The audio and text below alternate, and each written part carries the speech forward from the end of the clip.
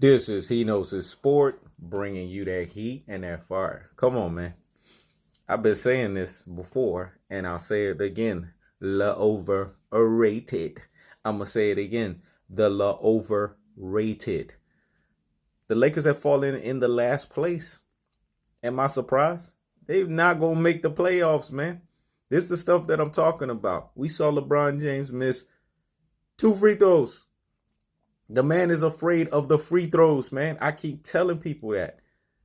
Kobe Bean Bryant, damn near ruptured his Achilles when he finished lacing up Klay Thompson in that game. And with the ISO in his veins, man, that ice water that we call in his veins, he went and hit and iced both free throws. With that pain of that magnitude, with that level of threshold of pain, he iced the 2 free throws and walked off the court. He was given a teaching moment. He was showing people that when you face adversity, you stare at it in his face and you laugh. Whoosh. Hey, I just said something that was deep and profound. Y'all didn't even hear what I just said. Let me rewind it and run it right back again. When Kobe was in the face of adversity, he looked at that thing and laughed at it. That's what you're supposed to do when you face adversity. But see, most people out here, they don't understand adversity. They cringe those moments. LeBron James is just prototypical of 99.9% of these mugs that's out here in these NBA streets. They don't like pressurized situations. They cringe. They don't like competition. Me, I'm like Bane in this mug. I was molded by it. I was born in it. I don't know, man. That's when I do my best work, when my back are against my rope, when the backs are against the ropes against me. I love pressurized situations. I thrive in that better. When things are too easy, I'm kind of like, oh, okay. But when pressure is on and I know that it's incumbent upon me to have to deliver, I'm going to deliver those goods. And LeBron James didn't do that. And he's understanding how hard the Wild Wild West is. This is the stuff that I'm trying to tell you guys of why this guy is overrated. But y'all not trying to hear me out here in these NBA streets, man. I'm giving you guys comprehension and the $1 million game. So hear me and hear me well. This guy is not a top 5 player. And I will argue anybody, even the best of them, up and down, he's not top 10. I got him as number 11 on my list. It's for these reasons. He does not take ownership, man, when things don't go his way. He always wants to blame the situation. That's why his nickname is LeBlames. Because he's always looking to deflect and put the blame on someone else but the person in the mirror himself. When you are the leader of a situation and you're the one anchoring the ship, when the ship goes down, you're the one that's supposed to take accountability above any and everyone. That's just the way it works. That's what MJ23 did. That's what KB24 did. That's why I always double hats off to those guys. Because when those guys screwed up, you saw that, man, that Indiana Pacers series. MJ went to Phil Jackson. Hey, that's on me, dog. We should have won Game 7. We didn't win Game 7. I'm guaranteeing Game 7. We didn't win Game 6. I'm guaranteeing Game 7. And he guaranteed it, signed, sealed, and delivered that thing like the ultra mailman that he was. And he won Game 7. He shut Reggie Miller's ass down. Even though Reggie Miller was cheating, he shut him down. Even though Reggie Miller cheated in that game and pushed MJ off, and it should have been an offensive foul, MJ still put the ownership on him. You got to respect that. Kobe Bryant, how many times have Kobe have done this? It's on me. When you are the leader, man, and the ship falls, you got to put it on you. I do this stuff with myself all the time. If I fuck up on something and I ain't do it, it's on me. You're supposed to do that. You got to hold yourself accountable. That's how life operates. That's how it works. LeBron James is allergic to that truth, man. He hates doing that because I believe that if he ever comes to that realization that he has to do that, he would ultimately hate himself. Because a lot of people that don't want to face those truths, there's a reason behind that. It's because if they have to face that truth, they know they have to face something that is so ugly that they're not willing to face. Again, it goes back to a lot of folks out here that don't like pressurized situations. They don't like to be uncomfortable. But life is filled with a whole bunch of unpredictabilities and a whole bunch of making you feel uncomfortable. You're not always going to be comfortable, man. And he's learning that. He's learning the arduous Western Conference that Kobe had to endure each and every single year. Now he's starting to understand and appreciate Kobe's greatness. Look at Dwayne Wade, man. When Dwayne Wade hit that shot, who he brought up? Kobe, man. This is the stuff I'm talking about. These are LeBron James peers, man. But they give props to Kobe. And this is the stuff that I keep saying. That's why I keep riding on the LBJ Riders Media, a.k.a. the media zealots. Because they want to sit here and make people forget Kobe wasn't nice like that. They want to sit here and act like Kobe didn't put in the work to merit the comparisons to be the next Don after MJ, man. Kobe is an OG, man. He mastered the game of basketball. And if nobody's going to put respect on his name, I'm going to put respect on his name.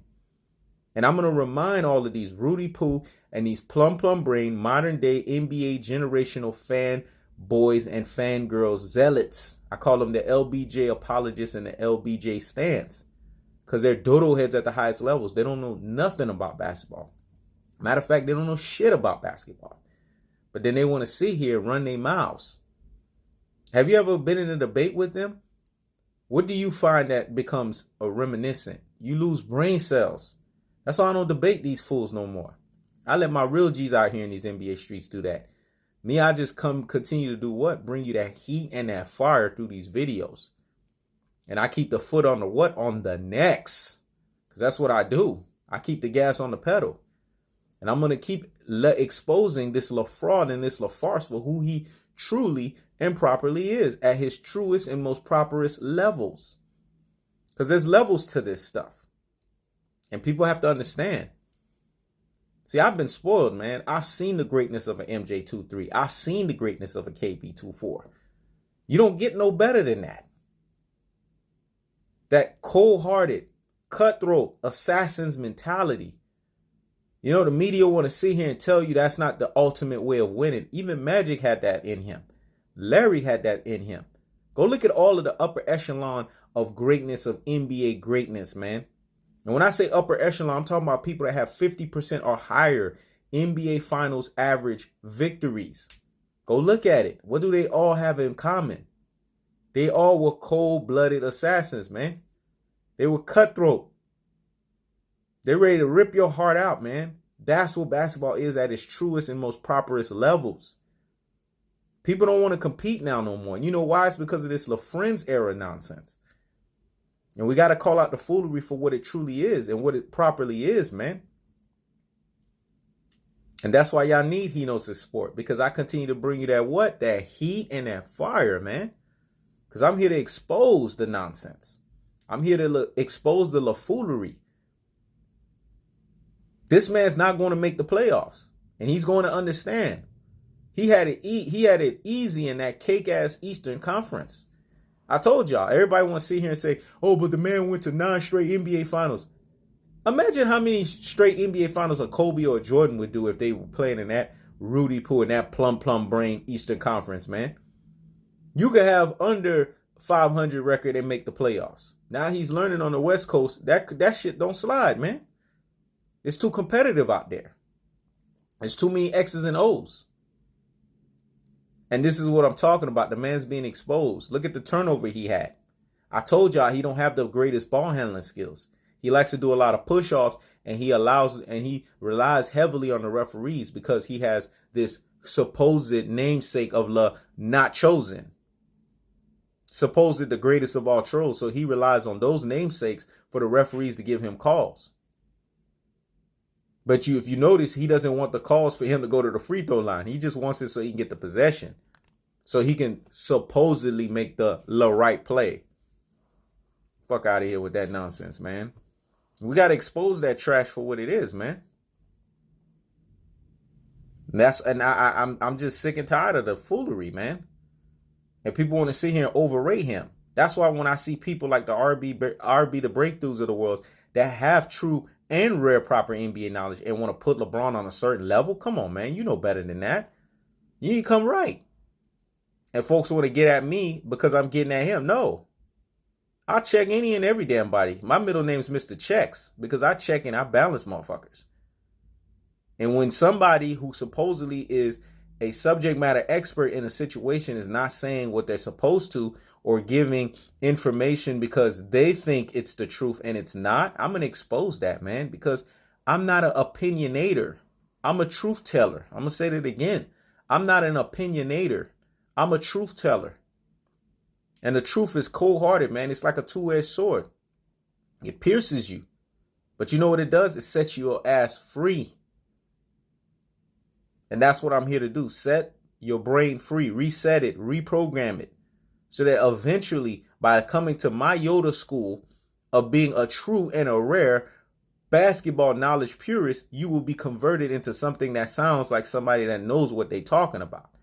And not these fools, these LBJ apologists and these LBJ stands that have been pumped this narrative by the LBJ Riders media, aka the media zealots, who have bamboozled them, beguiled them, and betwixt them at the highest levels so that they can become fools. There are the fools out here in these streets. You ever argue with one of them? I'm telling you, not only do you lose brain cells, you realize how brain full of mush and brainwash they are at the highest levels. That's why I don't even do it anymore. I put all my energy here. I lend my voice here on YouTube. And I let my real G's out here in these NBA streets waste their times with these fools. Because they don't get it. And that's why you need a breath of fresh air like me on YouTube so that I can expose the nonsense for what it is. This man is about to get a rude awakening. It's called missing the playoffs. And if the media, which I don't put no stock in them, I will never put any stock in them because they just don't get it. The Nick Wrongs of the world, the Shannon, whatever you want to call him, Sharp of the world, you know what I'm saying? The Colin Coherds of the world, the Chris Broussards of the world, the Stephen A. Smiths of the world. These guys will always find a way to make excuse for this dude because they don't know better. And that's just the truth of the fact of the matter. That's why hats off to the Skip Baylesses of the world because they get it. They understand the magnitudes of what I'm talking about. The Doug Gottliebs of the world. They're always exposing LeBron and putting him at the truest and the most properest levels that he belongs on. And that's just the truth.